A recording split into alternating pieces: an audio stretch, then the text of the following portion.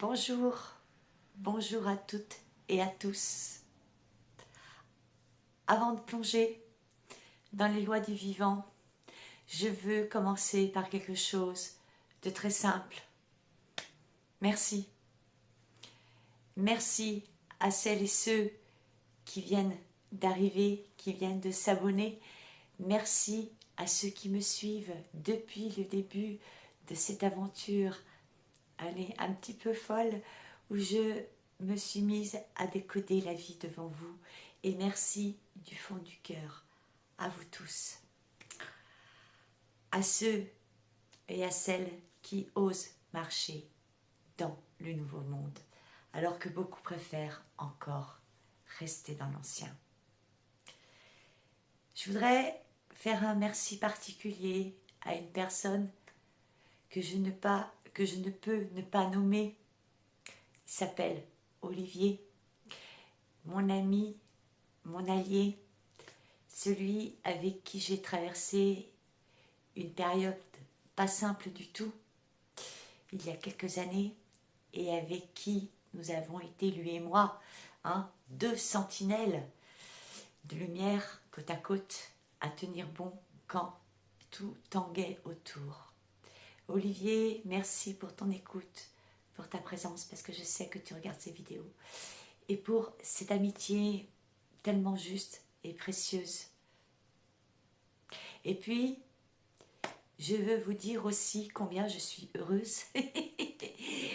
Bon, c'est rien, hein, mais en 4 jours, il y a eu quand même plus de 300 vues sur les mystères de la vie. Alors pour certains créateurs, c'est normal, mais pour moi, c'est un record. Hein. Donc voilà, je suis aussi surprise que reconnaissante. Vous n'imaginez pas ce que ça représente pour moi, enfin, pas d'un point de vue de l'ego, hein, bien sûr, hein, mais de sentir que ces enseignements, eh bien, trouvent leur chemin. Quoi qu'il en soit, que quand on délivre la lumière, elle ne peut couvrir le chemin. Parce que je le dis, et je le redis aussi avec humour, mais avec beaucoup de sérieux, ce que je vous partage ici, ce ne sont pas des capsules à consommer comme des petits médicaments du dimanche. Hein. En tout cas, j'espère pas. Ce sont de véritables enseignements divins, pas au sens religieux, bien sûr, mais au sens le plus profond. C'est la vie avec un grand V qui parle à la vie avec un grand V. Le divin qui s'adresse au divin incarné que vous êtes. Alors, comme j'aime vous le dire, installez-vous, respirez et gardez en tête ça. On n'est pas là pour accumuler de la connaissance. On est là pour se souvenir. Et maintenant, entrons, tambour battant, dans toutes ces notions essentielles parce qu'elles décrivent littéralement la manière dont le vivant fonctionne à travers vous. Et avant d'entrer dans les lois du vivant, j'aimerais que l'on clarifie 3 notions essentielles, non pas pour faire joli ou spirituel, mais parce qu'elles décrivent littéralement la manière dont la vie fonctionne, que vous le croyez ou non, que vous le sachiez ou non, que vous le vouliez ou non. Elles étaient au cœur des écoles de mystère de l'Antiquité et elles sont aujourd'hui au centre des découvertes de la physique quantique. Comme quoi, les anciens et les modernes décrivent souvent la même réalité, mais avec des mots différents. Commençons par le fondement. Tout est énergie. Eh non, ce n'est pas Einstein qui l'a dit, même si on cite toujours ce monsieur à toutes les sauces. Il a simplement confirmé scientifiquement ce que les anciens savaient déjà depuis des millénaires. Comme quoi, il ne faut pas tout croire, ni tout répéter sans vérifier. Toutes les grandes traditions l'avaient exprimé chacune à leur manière. Les hermétistes parlaient d'un esprit ralenti, comme si la matière, n'était qu'une conscience condensée. Les gnostiques parlaient de lumière densifiée, une onde qui devient une forme pour que la vie se reconnaisse elle-même. Les alchimistes nommaient cela la prima materia, la substance première, malléable, vivante, vibrante, qui contient tout le potentiel. Et aujourd'hui, la physique quantique utilise un autre vocabulaire pour dire exactement la même chose. La matière n'est qu'un champ vibratoire stabilisé, une information condensée en forme. Au final, toutes ces traditions, des plus anciennes aux plus modernes, racontent la même histoire sous des mots différents. Le monde est énergie, vibration et mouvement. Et tout commence ici. Autrement dit, ce que vous appelez votre corps, vos émotions, vos pensées, ou même la réalité, n'est rien d'autre qu'un arrangement d'énergie, plus ou moins dense, plus ou moins cohérent et plus ou moins conscient. L'énergie est la trame commune, celle qui relie le microscopique au cosmique, qui organise, structure et orchestre tout ce qui existe. Et c'est à partir de ce fondement que toutes les autres lois du vivant prennent sens. Si tout est énergie, alors tout est information. Et si tout est information, alors tout est vibration. Et si tout est vibration, alors vous avez un pouvoir de cohérence sur votre réalité. Ensuite, il y a la vibration. Si l'énergie est la donnée, eh bien la vibration, elle, est son mouvement. Les anciens parlaient du mouvement intérieur de la vie, la manière dont votre être réagit, s'ouvre, se contracte, s'adapte ou se ferme à ce qu'il rencontre.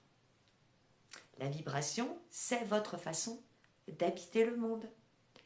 Alors, êtes-vous en expansion ou en retrait, en confiance ou en défense, en ouverture ou en contraction?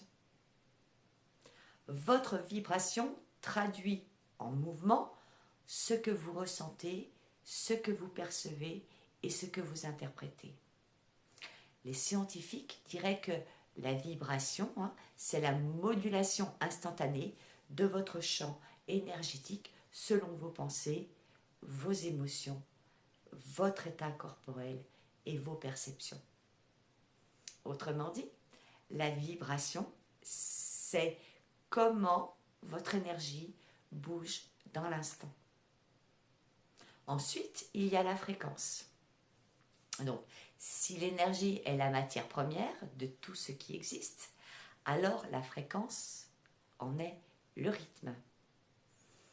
Les anciens parlaient de tonalité intérieure. Les gnostiques évoquaient l'harmonie ou le désaccord avec la lumière. Les hermétistes y voyaient le degré d'élévation ou d'alourdissement d'un être. La physique moderne, elle, dirait simplement ceci: la fréquence est la vitesse à laquelle votre énergie oscille. Chaque état, qu'il soit émotionnel, mental, corporel, possède sa fréquence. Une pensée anxieuse vibre plus bas, une décision claire vibre plus haut, un corps apaisé vibre plus régulièrement, mieux. Une intuition authentique vibre plus finement. La fréquence, c'est le niveau d'ordre ou de désordre qui émane de vous. Elle détermine la visibilité de votre champ, la qualité de vos choix et la manière dont vous entrez en résonance avec tout ce qui vous entoure.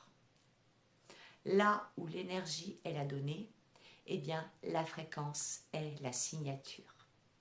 Elle colore votre présence, elle aimante vos expériences, elle influence ce que vous attirez, ce qui s'éloigne, ce qui se présente à vous.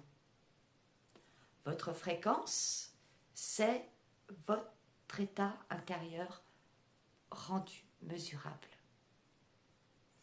Le degré de cohérence ou d'incohérence qui structure votre vie.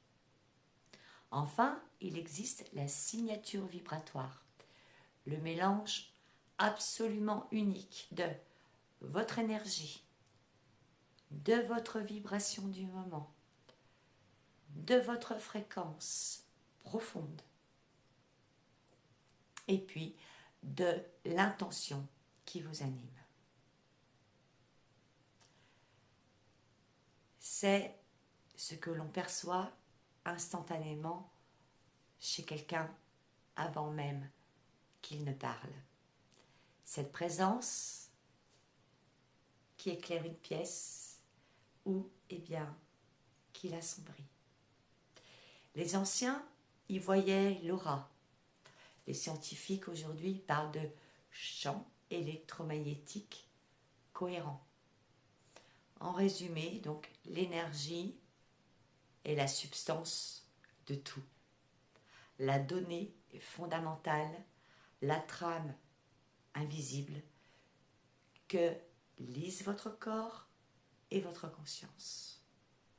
La vibration est la manière dont cette énergie se met en mouvement dans l'instant. C'est votre façon d'entrer en relation avec la vie, d'ouvrir ou de vous contracter selon ce que vous percevez. La fréquence est le niveau auquel eh bien, votre vibration se stabilise dans le temps. Votre moyenne vibratoire, la tonalité qui revient le plus souvent et qui finit par colorer votre réalité. La signature vibratoire, enfin, est la vérité que vous émettez, la marque subtile que laisse votre présence dans le monde. C'est votre empreinte énergétique. Et vous allez le voir, les lois du vivant ne font que répondre à cela. La vie ne répond pas à vos désirs, ni à vos mots, ni à vos intentions mentales. Elle répond à ce que vous émettez réellement. Et avant même d'aller plus loin, j'aimerais que vous compreniez quelque chose d'essentiel. Ces lois ne sont pas extérieures à vous, d'accord ? Elles ne viennent ni d'un livre, ni d'une religion, ni d'un maître, ni d'une tradition. Elles viennent de votre origine. Les lois du vivant sont inscrites en vous comme un code source, un programme d'origine que vous avez toujours porté dans votre souffle, dans votre chant et aussi dans l'ADN subtil. Vous les utilisez déjà tous les jours, souvent sans le savoir. Vous les avez déjà sentis à l'œuvre, quand tout s'ouvrait parce que vous étiez aligné, ou quand tout se bloquait, parce que vous étiez en dissonance. Vous n'aviez pas besoin que l'on vous l'explique. Vous saviez. En tout cas, votre conscience le savait. Le corps le savait. L'âme, votre âme le savait. Si cette connaissance s'est brouillée, ce n'est pas parce que les lois ont disparu, mais parce qu'elles ont été recouvertes par des lois artificielles, matricielles. Ce qu'il faut penser, ce qu'il faut croire, ce qui est autorisé, ce qui est raisonnable, ce qui se fait ou ne se fait pas. La société vous a appris à écouter l'extérieur plutôt que votre code intérieur. Revenir aux lois du vivant, c'est retrouver votre programme d'origine. C'est redevenir une fréquence claire qui n'a plus besoin de permission pour exister. C'est réintégrer une cohérence qui était en vous avant tout conditionnement. Maintenant que les fondations sont posées, nous pouvons entrer dans la première loi avec clarté, cohérence et conscience. Aujourd'hui, donc, je vais vous présenter un enseignement que très peu de gens connaissent véritablement. Les 33 lois du vivant.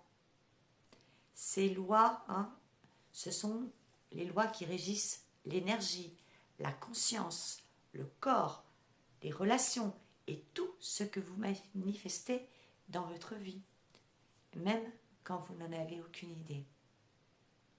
Pourquoi 33 ? Dites 33. Non, on n'est pas chez le doc. Parce que dans toutes les traditions initiatiques, de l'hermétisme à la conscience christique, le 33 symbolise la maîtrise intérieure, le passage où l'être prend les commandes de sa vie. C'est le nombre de la présence avec un grand P, de la guérison et de la conscience incarnée. Et petite coïncidence amusante, c'est aussi ma propre vibration de naissance. Je l'ai découvert il y a peu de temps. Ces lois ne sont pas mystiques, elles ne sont pas religieuses non plus. Ce sont les règles du jeu du vivant. Et plus vous les comprenez, plus votre vie devient simple, cohérente et fluide, et même parfois drôle, si vous avez un peu d'humour, parce que vous allez réaliser que la vie, essayez de vous les montrer depuis des années. Avant d'entrer dans la première loi, je vais revenir sur une partie que nous avons déjà explorée ensemble dans les mystères de la vie, le souffle. Et là, je vous vois venir. Ah non, on va pas recommencer. Eh bien si. Non, rassurez-vous, je ne radote pas. Je répète, parce que c'est l'un des points les plus essentiels de tout ce que vous allez entendre. Le souffle, c'est la base, d'accord ? C'est la charpente. On y reviendra de toute manière dans les mystères de l'âme, mais voilà, c'est la prise électrique du vivant. Sans lui, aucune loi ne s'active. Et sans lui, il n'y a rien. Parce que, sans ce rappel, parfois le mental humain a la durée d'attention d'un poisson-rouge fatigué. Voilà. On se raconte autre chose, on décroche, bref. Parce qu'en énergétique, l'information ne s'imprime jamais la première fois. Elle s'imprime quand ça descend dans le champ, ça descend dans le corps.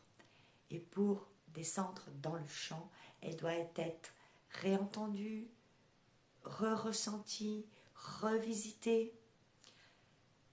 Pas parce qu'on manque d'intelligence, mais parce que l'intelligence du vivant fonctionne par strates.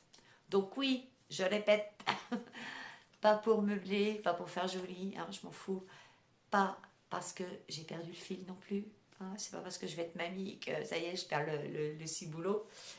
Mais parce que le souffle, c'est précisément ce qui va vous permettre de recevoir la loi suivante sans vous disperser. Allez, maintenant que c'est posé ça, on peut entrer dans la première loi et deviner laquelle c'est. La loi du souffle, ouais. Allez, on est sérieux, j'arrête de déconner. La loi du souffle est la première loi du vivant, parce qu'il est en lien direct avec la conscience et la matière, entre l'invisible qui vous anime et le visible qui vous porte.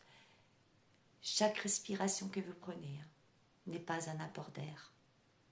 C'est une entrée du vivant en vous, un rappel silencieux de ce souffle primordial qui a mis l'univers en mouvement.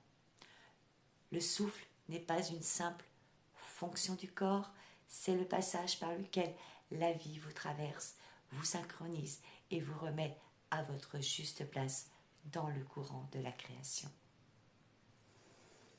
Quand votre respiration se ferme, quand vous retenez l'air ou que vous ne respirez trop vite, eh bien ce n'est pas seulement votre corps qui se contracte, c'est votre champ entier qui perd sa cohérence, comme si vous retiriez du mouvement de la vie. À l'inverse, lorsque le souffle est large, doux et profond revient, vous sentez là immédiatement que quelque chose s'ouvre en vous, comme si la vie reprenait possession de votre espace intérieur, réordonnant votre énergie, apaisant vos émotions, clarifiant vos pensées et vous redonne à votre axe. Quand vous traversez une émotion profonde, une peur, un stress ou un choc, vous remarquerez toujours que votre souffle se fige avant même que vous en preniez conscience. Le corps sait, avant le mental, que quelque chose vous a décentré, choqué. Et c'est en reprenant une respiration pleine, lente et consciente que vous vous réalignez immédiatement. Votre système nerveux, vos pensées, votre posture et même votre perception du monde, on se calme, on se pose. Et puis, entre nous, le souffle vous montre très vite si vous êtes en lien avec la vie ou en train de la forcer. C'est pour cela que courir le ventre serré avec un mental qui répète « Allez, courage, encore 2 kilomètres » n'a rien d'un acte de vie, c'est un acte de lutte. Le vivant, lui, ne lutte jamais. Il danse, il circule, il respire. Le souffle n'est pas une technique, c'est la première porte d'accès à votre axe, à votre centre, à votre être. Tant que votre souffle est contracté, eh bien c'est votre relation au vivant qui l'est.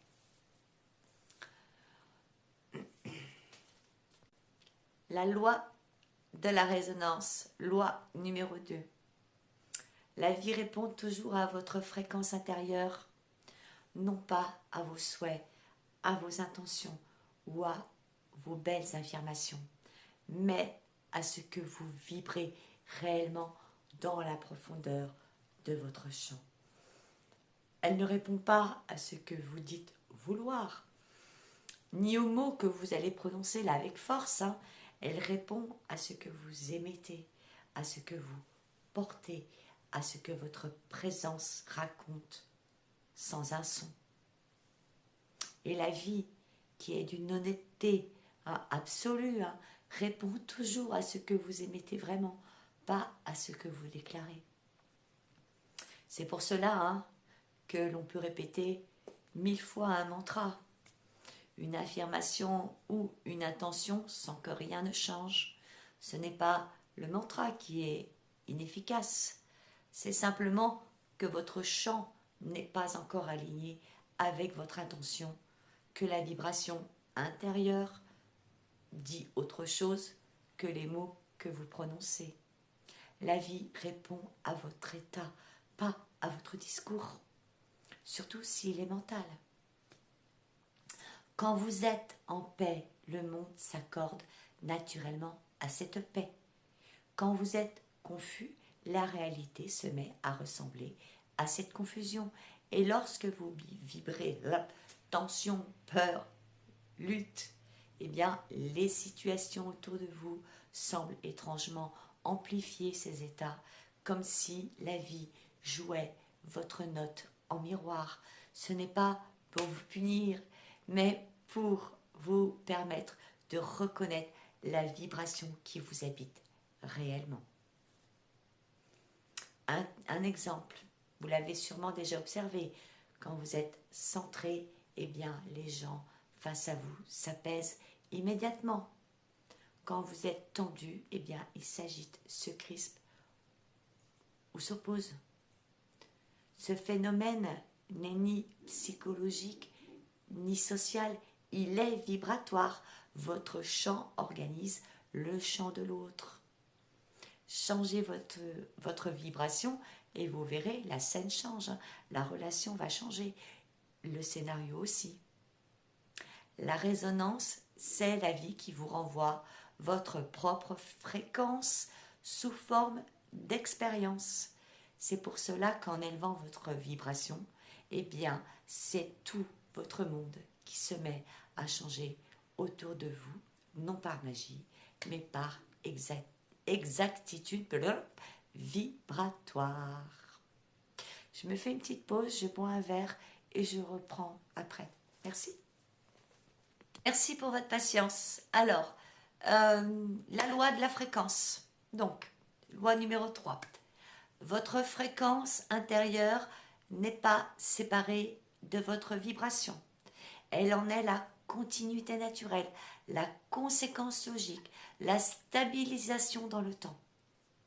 Chaque vibration que vous traversez, qu'elle soit provoquée par une émotion, une pensée, un souvenir, une ouverture, une contraction, laisse une empreinte dans votre champ subtil. Et lorsque certaines vibrations reviennent souvent, elles finissent bien sûr par s'assembler, se densifier, par devenir votre fréquence, la note profonde à laquelle votre être se stabilise, pour le meilleur comme pour le pire. Ainsi donc, votre fréquence n'est jamais un état figé, elle s'élève, elle descend, elle se brouille ou se clarifie selon ce que vous vibrez réellement au quotidien. Alors bien sûr, le mental, lui, influence sa vibration, et donc sur la fréquence, parce que la façon dont vous pensez, ressentez, réagissez, colore immédiatement la qualité de votre onde. Une vibration modifiée, eh bien, modifie la fréquence.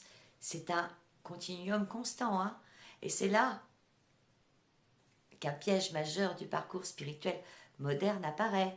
La pensée positive, ouais.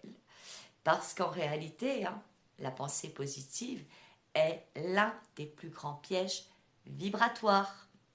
Ce n'est pas une élévation, ce n'est pas une ouverture, ce n'est pas une transformation. Arrêtez avec cette pensée positive. La pensée positive appartient au mental et tente souvent de masquer quelque chose qui ne va pas à l'intérieur. L'ouverture vibratoire, elle, provient du cœur, du chant, du souffle, on y revient, et modifie réellement la fréquence. Ce n'est pas le « je vais bien, tout va bien » de Danny Boone, ni le fameux c'est bon, tout est parfait, qui finit bien sûr par voilà, c'est faux. La fréquence ne répond pas au slogan, elle répond exclusivement à la vérité du moment.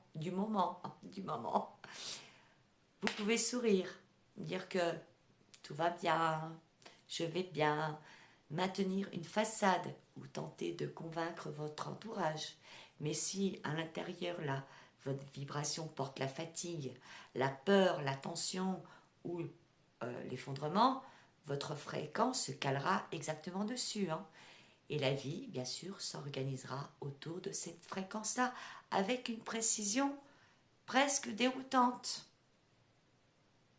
Interaction lourde, imprévu épuisant, des personnes qui viennent tirer sur votre énergie, la réalité confirme l'état vibratoire que vous portez déjà.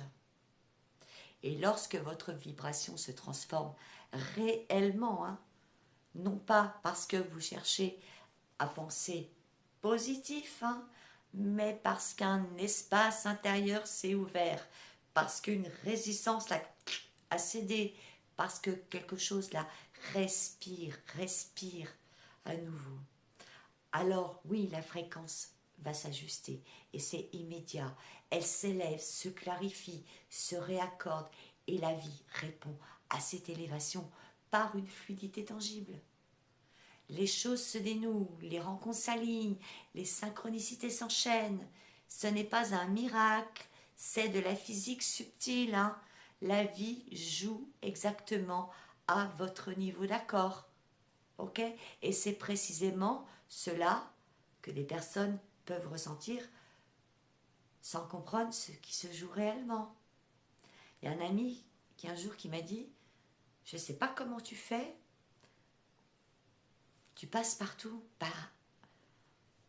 c'est pas un compliment, c'est une lecture vibratoire. Lorsqu'une fréquence est élevée, stable, cohérente, profonde, elle ne force jamais le passage, elle ne s'impose pas, elle ne lutte pas contre les vibrations plus basses, hein. Elle les traverse naturellement. Elle ne s'y accroche pas, ne s'y mélange pas, ne s'y identifie pas. Elle laisse simplement ce qui n'est pas à son niveau. Et il n'y a rien de méchant là. Pourquoi? Parce qu'en énergétique, en physique subtile comme en hermétisme, eh bien, une fréquence élevée ne peut pas être atteinte. Une fréquence plus basse ne peut pas accrocher une fréquence plus haute. Ou, tout du moins, si elle l'essaye, eh bien, elle n'y arrivera pas. Et le champ le plus cohérent, eh bien, dissout les interférences au lieu de les combattre. Donc, votre fréquence est donc le diapason intérieur auquel la vie s'accorde. Elle conditionne non seulement ce que vous attirez, hein, mais surtout ce qui peut encore vous atteindre ou pas. On arrive à la 4e loi, la loi du mouvement. Dans la vie, tout est mouvement. Il n'existe aucune fraction de seconde où quelque chose soit réellement figé. Même ce qui semble immobile à vos yeux, même ce qui paraît bloqué, même ce qui ressemble à une pause ou à une stagnation est en réalité engagé dans un processus de transformation subtile. La vie ne connaît pas l'arrêt, elle ne connaît que les rythmes. Et comprendre cette loi, c'est comprendre pourquoi rien ne reste jamais identique, pourquoi tout évolue, pourquoi tout circule, pourquoi rien, absolument rien, n'est permanent, même pas vos difficultés. Le mouvement, attention, ce n'est pas l'action, hein, ce n'est pas le fait de faire toujours plus, d'aller plus vite, de cocher des cases ou de forcer encore un résultat. Le mouvement est le flux naturel qui traverse toute forme vivante. La pulsation toujours intérieure qui organise chaque instant, chaque échange, chaque changement. C'est l'impulsion qui pousse et aller une fleur à éclore, une cellule à se réparer, un choix à se révéler, une prise de conscience à émerger. Même lorsque vous croyez ne rien faire, vous êtes en mouvement. Vos cellules se renouvellent, votre énergie circule, votre conscience observe. La vie en vous travaille en continu. C'est pour cela que l'immobilité n'existe pas sur le plan énergétique. Ce que vous appelez bloqué, figé, en stand-by, est simplement un mouvement, oui, qui a ralenti, un flux qui manque de direction, une énergie qui, eh bien, qui tourne sur elle-même parce qu'elle n'a pas encore trouvé son axe. Le mouvement n'a jamais disparu, hein. Il attend que vous lui redonniez un sens. Et c'est exactement là que cette loi devient essentielle. Le mouvement suit toujours votre vibration et votre fréquence. Il s'aligne, se synchronise, s'accélère ou ralentit selon la qualité de votre état intérieur. Lorsque votre vibration est basse, eh bien le mouvement devient lourd, lent, pénible. Les projets traînent, les réponses tardent, les synchronicités se font rares.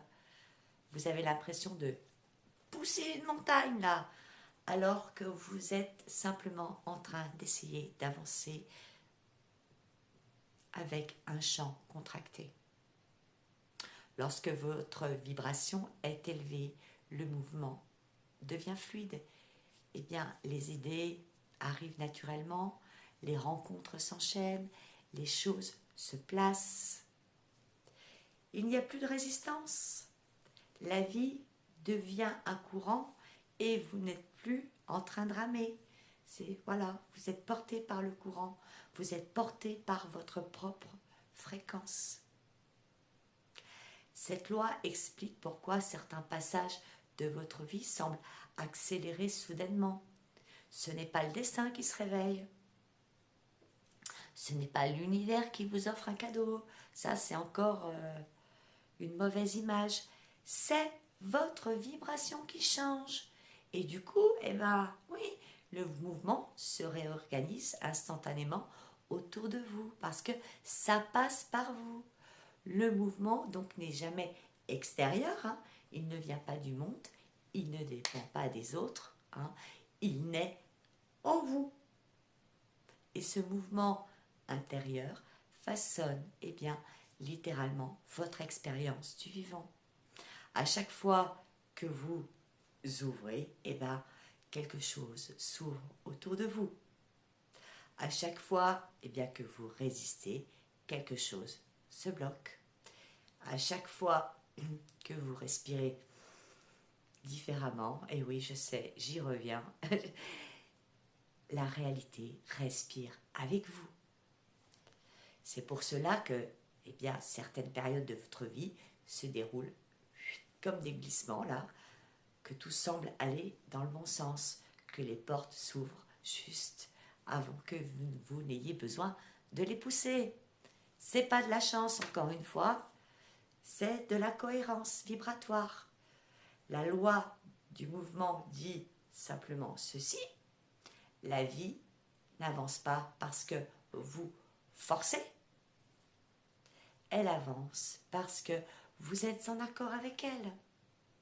Le mouvement ne vient pas de la volonté, il vient de la vibration. Et quand votre vibration se stabilise, eh bien, le mouvement devient direction. Allez, on arrive à la 5e loi, la loi d'expansion. Et celle-là, parce que cette loi d'expansion dit une chose très simple, mais dès que l'humain oublie qu'il a peur, la vie cherche toujours à se déployer.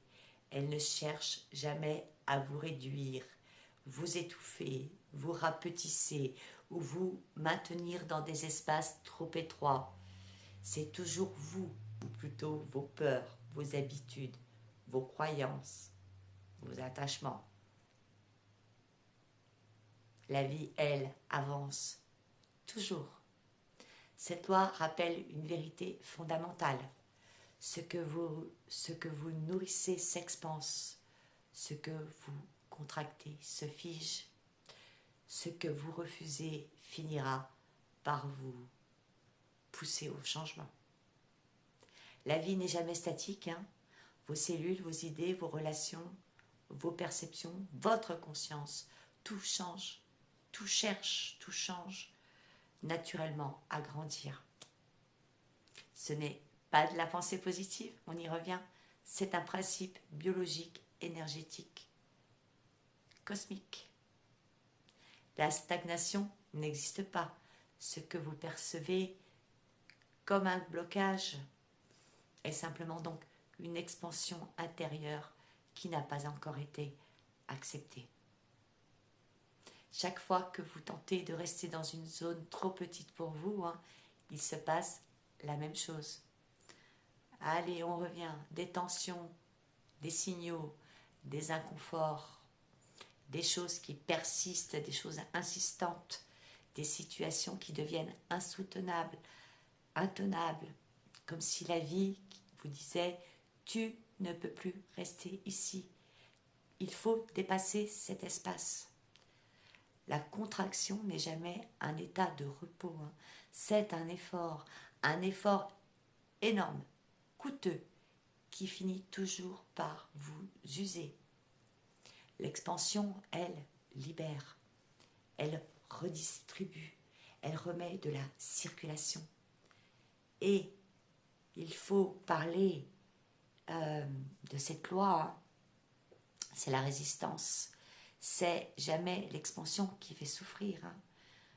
C'est la partie en vous qui refuse d'avancer.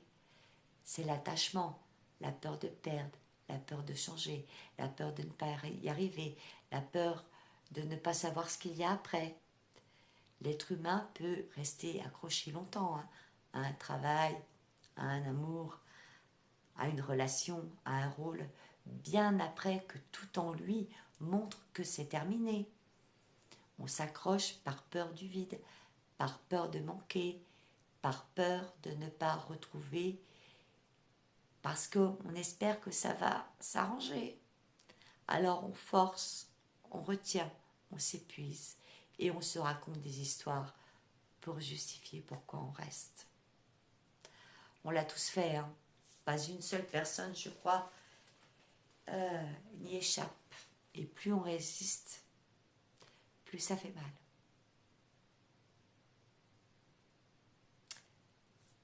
Pas parce qu'il y a une punition, on y revient, mais parce qu'on va à contre-courant de ce que la vie essaie de nous montrer. La souffrance vient rarement de ce qu'on perd réellement. Elle vient presque toujours de l'acharnement, de notre acharnement à retenir ce qui a déjà cessé de nous porter. Ce n'est pas la rupture qui détruit, c'est la manière dont on s'y agrippe alors qu'elle a déjà eu lieu vibratoirement. Je vais être honnête avec vous, je ne vous parle pas de résistance depuis une théorie. Je l'ai traversée moi-même. Pour moi, ce n'était pas une période difficile. Ça a été un tsunami. Là, vous savez, la sensation que la terre souffle sous vos pieds. Et tout ce à quoi je m'accrochais s'effondrait en même temps.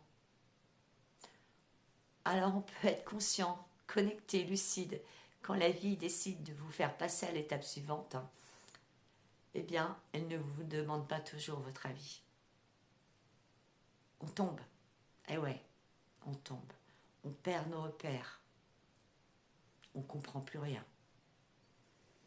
On a l'impression là de basculer dans un gouffre sans fond, là, dans le bois. Et soyons clairs, dans ces moments-là, on ne voit aucune expansion. Là, on a beau nous le dire, mais bon, on ne sent pas plus d'espace, au contraire, on étouffe. On ne voit pas non plus les opportunités. On est juste en train d'essayer de tenir debout. C'est légitime. C'est seulement plus tard, parfois des semaines, des mois, des années après, qu'on réalise que cet effondrement était le début de quelque chose. Que la nouvelle version de nous-mêmes ne pouvait plus cohabiter avec l'ancienne. Que c'était un mouvement d'expansion trop grand pour rester dans la même structure. C'est ça la loi d'expansion. L'expansion commence souvent par une rupture, un effondrement ou une perte apparente. Non pas parce que la vie veut nous faire souffrir, mais parce que on était devenu trop grand. Chaque fois que vous faites un petit geste intérieur vers vous-même, un choix plus vrai, une vérité que vous assumez, une limite que vous posez, un non qui remet votre énergie en ordre, ou même un simple j'arrête de lutter, eh bien, ce sont souvent ces micro-mouvements qui déclenchent les plus grandes transformations. Parce qu'à l'instant là où vous cessez de vous retenir, même légèrement, la vie retrouve un espace pour se déployer à travers vous. L'expansion n'est pas un luxe spirituel. Ça, c'est encore faux. C'est un état naturel, c'est votre état naturel. Et tant que vous vous rétrécissez pour tenir dans des espaces trop petits, la vie vous rappellera, parfois doucement, parfois brutalement, que vous êtes fait pour grandir. Voilà, nous arrivons au terme de cette première capsule. Et si vous êtes encore là, c'est que quelque chose en vous reconnaît ces lois. Pas mentalement, pas intellectuellement, mais profondément. Ce que nous avons exploré aujourd'hui n'est pas nouveau, j'invente rien moi. Ce n'est pas un savoir extérieur que vous devez apprendre par cœur ou mémoriser comme une leçon. Ce sont des principes que votre corps connaît déjà, que votre âme applique depuis toujours et que votre conscience est en train de se rappeler. Les 33 lois du vivant ne sont pas des concepts philosophiques. Ce sont vos fondations, ce sont vos piliers. Elles déterminent la façon dont vous respirez, dont vous vous reliez, dont vous choisissez, dont vous créez, dont vous évoluez. Et si cette première capsule vous a remué, touché, éclairé, peut-être bousculé, c'est normal. Parce que dès que vous remettez de la cohérence dans votre champ, tout le reste commence à se réorganiser. Donc aujourd'hui, nous avons posé la loi du souffle, la loi de résonance, la loi de fréquence, la loi du mouvement et la loi d'expansion.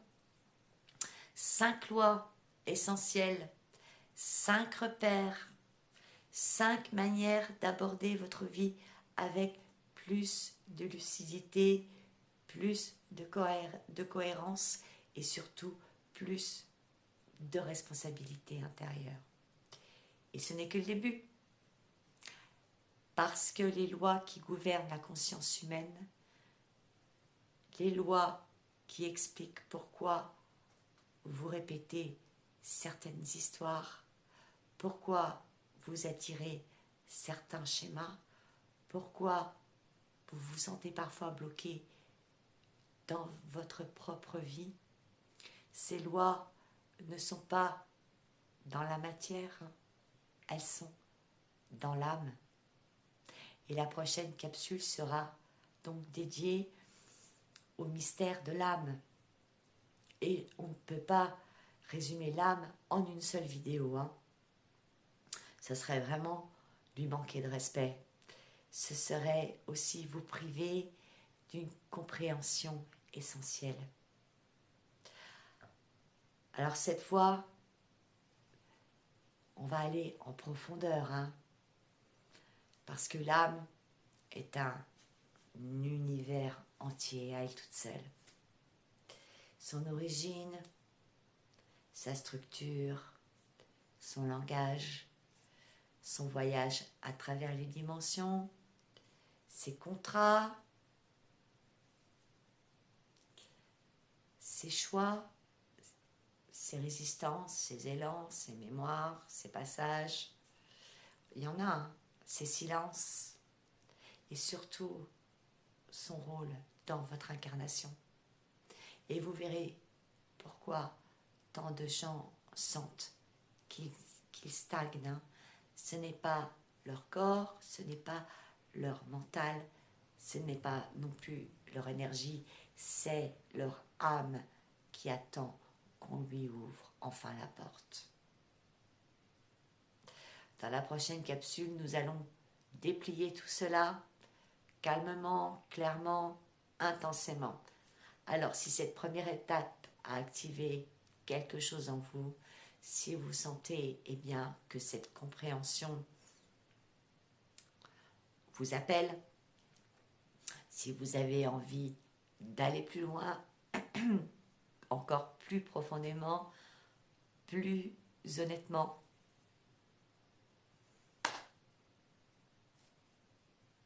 suivez-moi.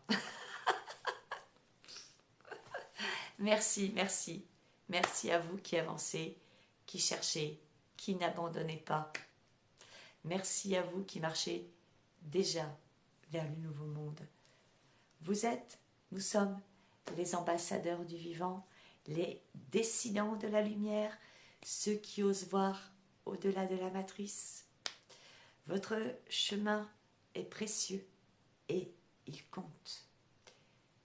Et si vous sentez que là, vous arrivez à un tournant, si votre âme vous appelle plus loin, sachez, que je suis là pour vous accompagner, pas pour vous diriger, mais pour vous soutenir dans votre retour à votre être originel.